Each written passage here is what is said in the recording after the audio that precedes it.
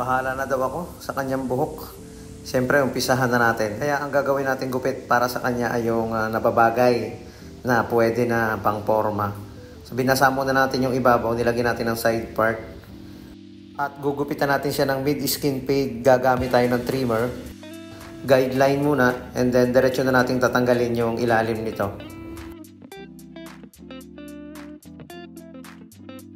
Palalabasin natin yung letter U na forma ng pagkaka-fade sa likod nito.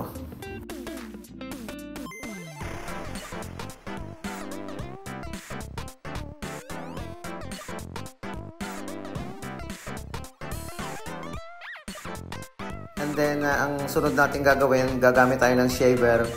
I-skin fade natin yung ibabang bahagi para mas makinis at mas malinis tingnan.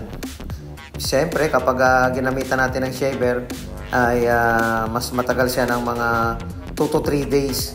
Kumbaga, nasagad na natin yung pinakang puno ng kanyang buhok. At skin fade talaga or balat na lang yung masasalat natin. 1.5 na clipper guard naman.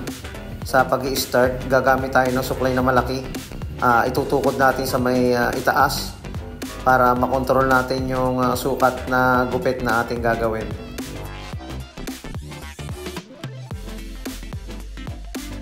Mga ilang araw na rin tayong hindi nakakagawa ng ganitong klase ng gupit dahil lang nauuso ngayon yung taper. Kaya ganun palagi yung ating nagagawang gupit. Ngayon, 0.5 na clipper guard naman ang gagawin natin. Hindi masyadong nakadikit dito sa may baseline. Angat lang natin ng konti. Diyan tayo magbe-blend. May matitira dyan konti. Para yung matitira na yon ay isi-zero open or zero close natin. Para mabura mismo yung guideline nito.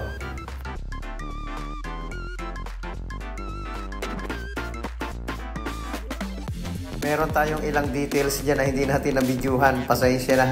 Nalimutang i-play eh. Kaya kung ano yung maipakita ko sa inyo, yun lang muna para dito sa gupit na ito. Ang hindi natin naisama dito yung pag-open or walang clipper guard sa pagtanggal ng guideline.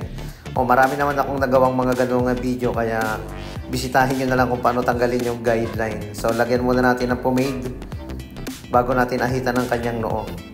Ayun, okay na yung kanyang gilid. Yun na nga yung sinasabi ko kanina. Hindi natin na-play yung ating video. Kaya hindi siya napasama dito sa ating tutorial na to. Kaya sayang din naman kung hindi natin i-upload at hindi nyo makikita itong gupit na ating ginawa na mid-skin fade. Ang gandang lagyan ng pomade na mga ganitong klase ng buhok dahil hindi ito mahirap i-forma. Kasi yung kanyang buhok ay esponghado, medyo nagwe-wavy kapag mahaba. Kaya sulit din talaga. And then, saka natin gawa ng line-up. Pinakang end lang ng buhok. Yung lilinisin lang natin dito sa may part ng pag-iskwala. And then, saka natin aahitan. Parang a-attend na ng kasalan. Kapag ganito yung iyong gupit, pwede kang maging groom. Or pwede kang maging abay. Kapag ganito yung iyong gupit. Diba? Okay na okay. Maraming salamat mga kabarbero sa inyong panonood at sana ay meron kayong kunting natutunan kahit may kunting kulang dito sa ating video. Kulang ng detail dahil hindi ko na ipakita yung pagtatanggal ng lines.